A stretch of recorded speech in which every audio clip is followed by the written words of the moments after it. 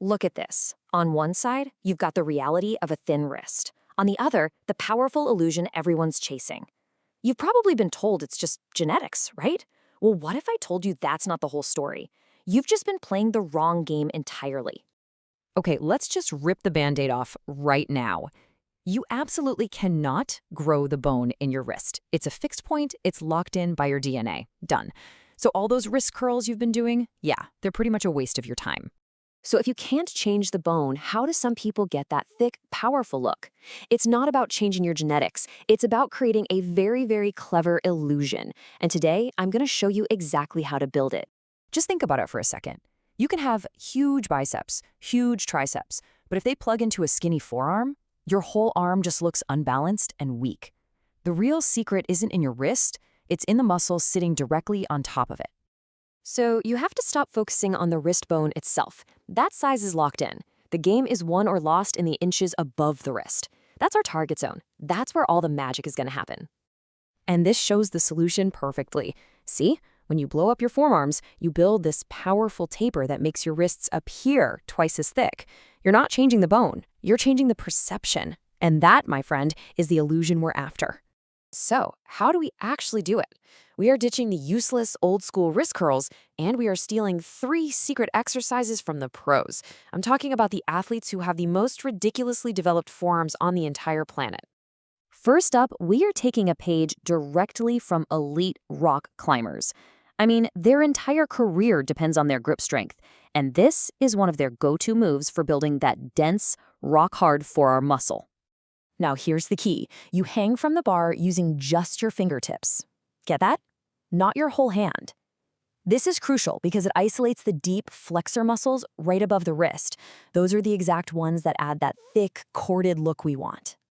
The protocol here is simple, but it is absolutely brutal. You're going to do 3 to 4 sets, holding for just 10 to 20 seconds. The goal isn't hanging on forever. It's about generating maximum, unwavering tension in the muscle.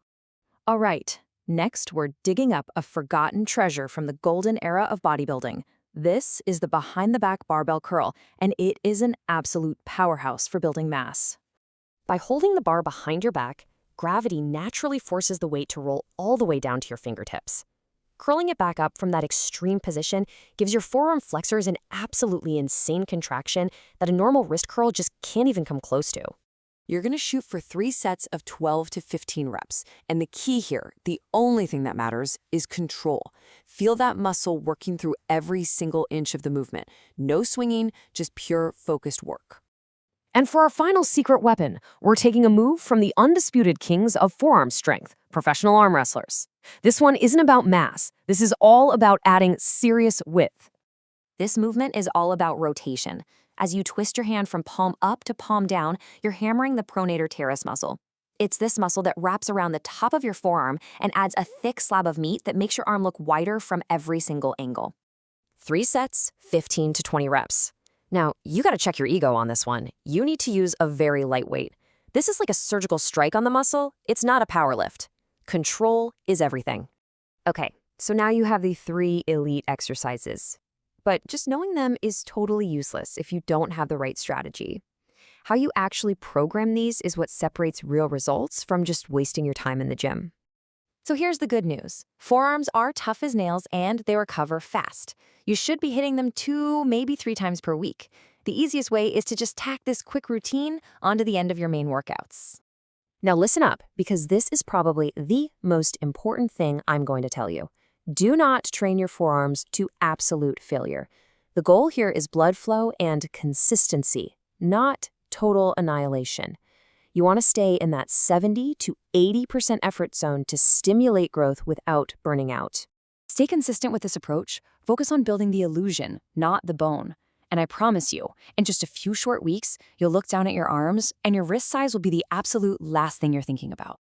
So let's recap the 3-hit combo. We've got the climber's hang for that deep, dense muscle, the old school B&B curl for pure mass, and the arm wrestler's pronator for that critical width. That is the complete formula. Okay, the theory is over. Now it is time to take action. Don't just watch this and forget about it. Use it. Save this for your next workout, get to the gym, and go build the powerful arms you've been chasing.